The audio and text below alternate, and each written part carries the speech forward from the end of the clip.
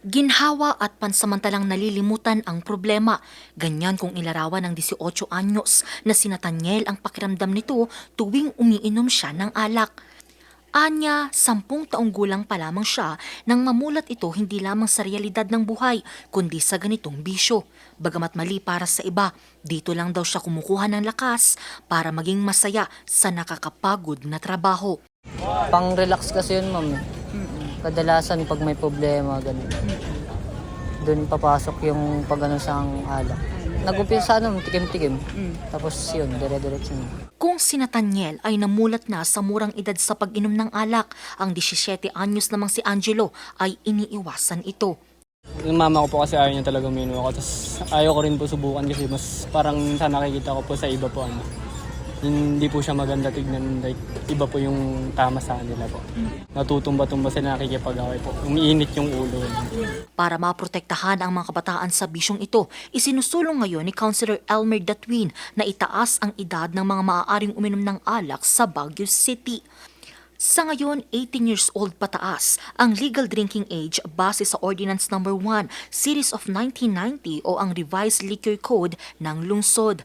Pero sa panukalang Ordinance No. 2320 ni Councilor Datwin, dapat itong itaas sa 21 years old. Pinabago po natin yung liquor ordinance to address pressing concerns sa ating community ngayon. Mandatory legal drinking age that is going to be increased from 18 years old to 21 years old. Isa po yun sa 13 amendments na gusto nating ipasok. Isa sa kanyang mga basihan dito ay ang ginawang pag-aaral ng World Health Organization sa epekto ng alak sa brain development ng isang tao. If 18 years old pa lamang siya, ay pwedeng magkaroon ng addiction when it comes to liquor intake. So, ang sinasuggest actually ng WHO ay i-increase up to 25 years old. Maliban sa brain development, layon din itong mailayo mula sa aksidente sa kalsada at krimen ang mga kabataan. Sa Baguio City, umabot sa 9 na kaso ng vehicular traffic incident dahil sa kalasingan ang naitala noong 2025. Pinakabatang driver na sangkot dito ay edad 17. At ngayong 2026, 6 na kaso naman ang naitala at ang pinakabatang sangkot dito ay 16 anyos.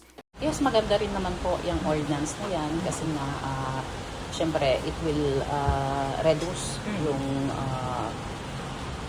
driving under the influence of liquor kasi diba karamihan din naman sa mga cause, isa sa cause ng mga traffic accident is due to that driving under the influence of liquor. Suportado naman ito ng alkalde at ng City Health Services Office. Yeah, I fully support it. For one, maraming advantages yon. Alam mo kasi ang brain development ng bata, maabot siya hanggang 20-year-old siya. Kung nagkaroon ng certain type of intervention dyan, like alcohol, pwedeng maapektuhan yung brain development ng bata at it will also increase yung probability na magkaroon ng addiction. Kung noon, sabi natin moderate drinking, this time zero. It's a zero alcohol intake. That is to preserve the health of the liver especially and of course the internal organs of a person. So especially for our young, that alcohol is very detrimental to our body.